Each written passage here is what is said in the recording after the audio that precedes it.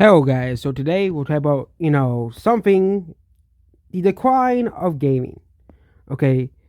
Gaming used to be one of the biggest things in the world. I still think it is one of the biggest things in the world, but gaming has truly declined. Okay.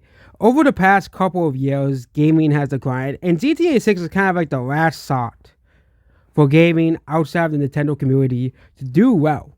Because you had made the games canceled, you had made the games flop, you had, huge, massive AAA games fail. And it seems like good games are very hard to come by. Okay, especially 2025. Okay, there hasn't really been very many games that have been very well received. I think there's like 2 or 3, and that's just it. Not very many. I think of Donkey Kong Bonanza, Club Obscure, Deltarune Chapters 3, 4, and 5, and maybe Mario Kart World, but there are also people who hate that game, so but Mario Kart World, is still way better than the 90% of games released this year. Especially Stellar Blade. Okay, that's a 2024 game. That's getting old after a while. But GTA Online is gonna be adding age verification. So guess what? Kids won't be able to play the game anymore. But again, this is now happening everywhere. Okay, as well. First it started with the naughty websites, the porn sites, because, it makes sense. You don't want kids to access adult content. That makes a lot of sense.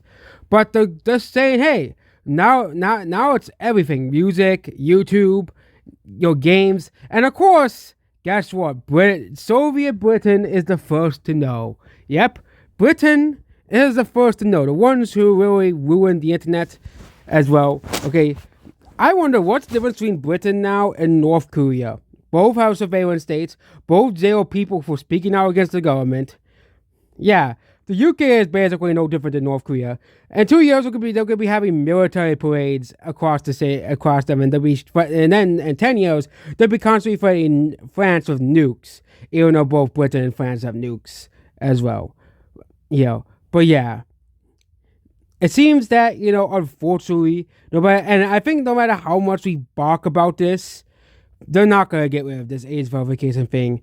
It's the end of an era as we know it. Okay, anonymity is gone. Of course, I can still be like a faceless YouTuber, but even then, there might be a time where I won't be able to do that anymore. There might be a time where I may have to reveal my face for some stupid rule online.